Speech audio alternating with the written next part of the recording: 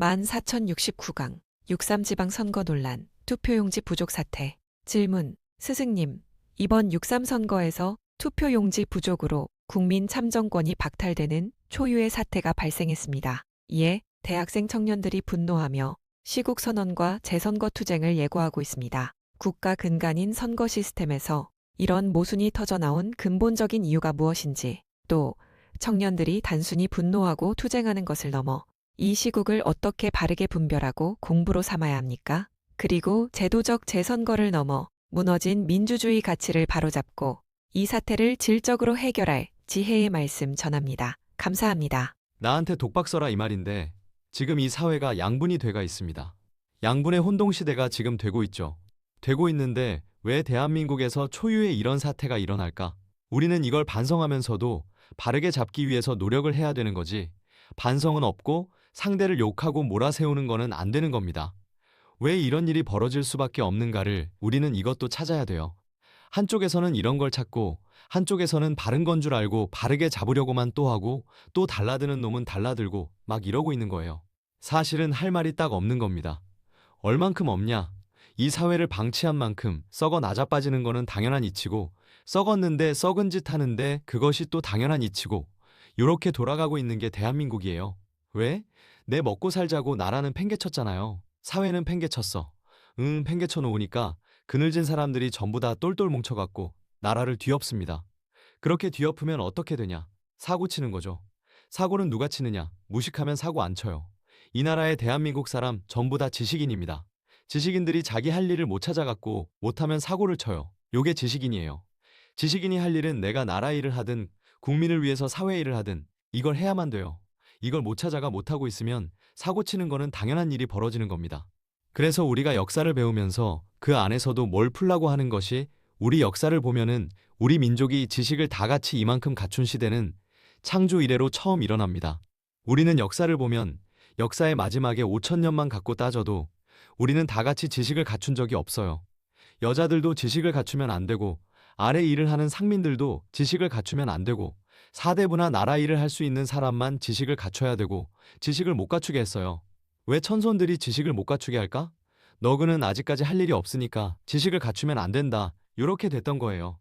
근데 여자들도 할 일이 얼마나 많아요. 빨래도 하러 가야 되지, 애도 봐야 되지, 저 마당도 쓸어야지. 얼마나 할 일이 많았어요. 그게 할 일이라고 안 하는 겁니다.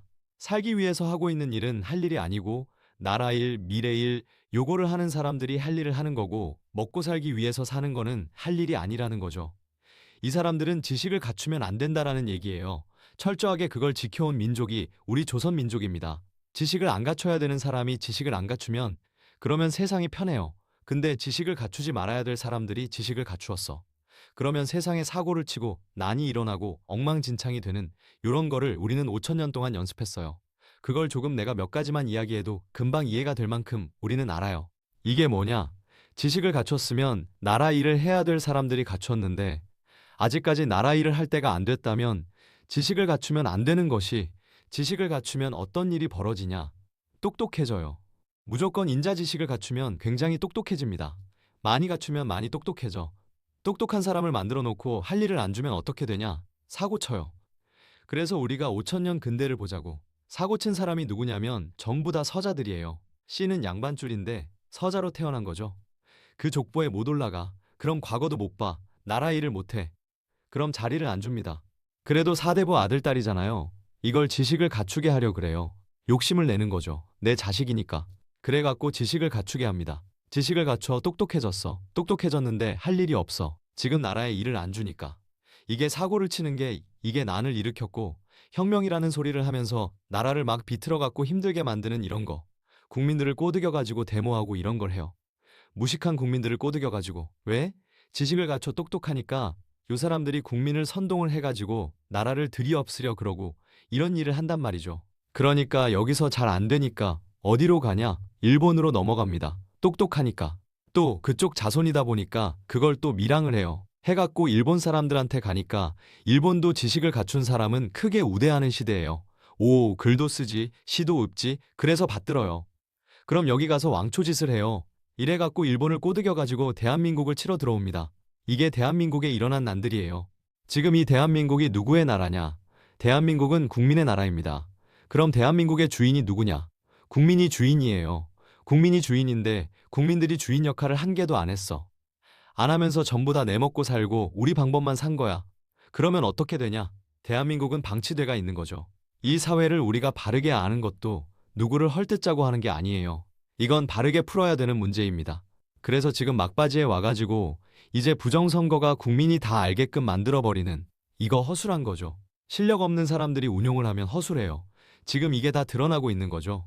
실력 있는 사람들이 했다면 이렇게 허술하게 안 하죠. 이 사람들이 학생 시절 때는 똑똑했어요. 지식을 갖췄으니까. 사회 나와서부터는 투쟁만 했지 내 자신을 안 갖췄어요. 그러니까 무식해 이 사람들이. 그깟 그때 갖춘 지식의 실력으로 해가지고 공작을 하고 이런 데는 뛰어난데 으쌰 출신이니까 뛰어난데 그 이후로 교육을 받은 적도 없고 연구한 적도 없고 사회를 위해서 노력한 적이 없다 보니까 무식해져 버렸습니다. 이 사람들이 세상을 점령을 했으니까 어떻게 되냐? 무식한 세상 방법대로 이끈다라는 거죠. 요렇게 해서 돌아가는 사회가 지금 오늘날 부정선거를 한 번 한 게 아니고 두 번 한 게 아니고 세 번 한 것도 아닌데 인제 와가지고 막판에 오니까 다 들통나게 하니까 우리 아이들까지 다 나오고 우리 대학생들이 데모하는 거는 무서워요. 우리 사회인들이 데모하는 거는 내일 출근해야 되는데 우리 학생 때는 말이죠. 출근이 없어요. 나라가 잘못될 시에는 나가자 하면은 내일 출근할 필요가 없어. 뭐든지 할 수 있는 그러한 시간을 우리한테 주었던 시간인 거죠. 요것이 대학생이 나오고 이것이 고등학생까지 나온다? 왜? 고등학생도 지금 투표권 주려 그러잖아요. 젊은이는 우리 좌파 편이다. 좌파라고 안 그래요? 진보라 그래요? 진보. 좋은 이름은 다 가져갔으니까 그걸 진보라 그래요. 왜?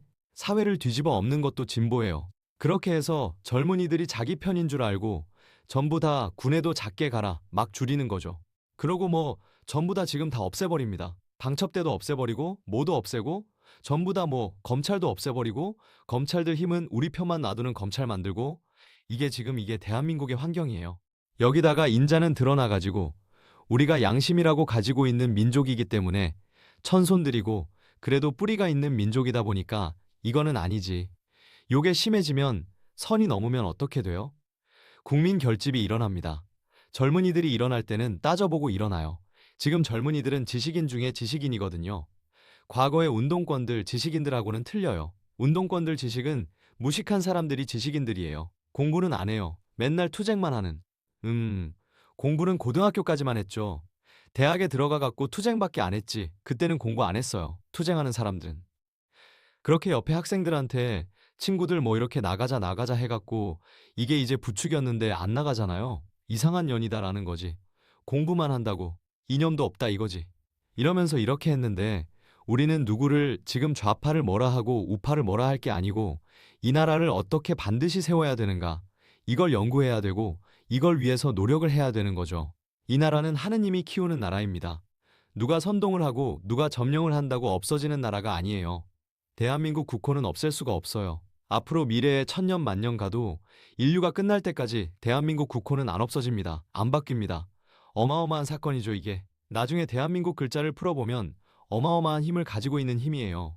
대한민국이 가지고 있는 국기에도 엄청난 철학을 담아놓은 국기예요.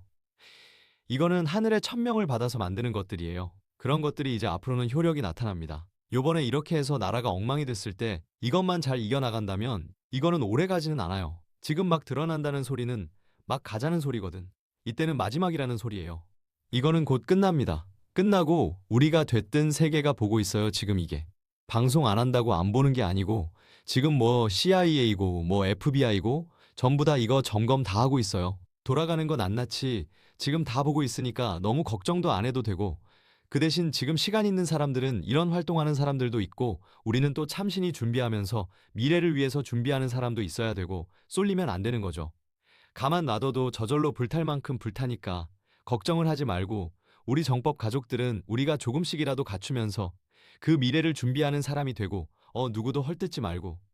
대한민국 국민은 좌파도 국민이고 형제예요. 우파도 국민이고 형제입니다. 뭐를 할 게 아니고 왜 이렇게 됐는가를 분석을 해야 된다 이거. 해가지고 그 사람들의 지금 사고치는 것도 이해하면서 다스려야 되고 우리가 방치한 것도 그럴 수밖에 없는 환경을 이해하면서 우리는 새로 잡아가야 되고 나라를 방치한 그 뒤의 여파는 엄청나게 힘든 일이 오는 겁니다. 내 몸을 방치하면 병이 오는 건 당연한 거고 나라를 방치하면 나라가 썩어 나자빠지는 건 당연한 거고. 그래도 아직까지 이 나라는 건재합니다. 아무리 회방을 놓고 점령을 해도 이 나라는 무너지지 않는 나라 해동 대한민국.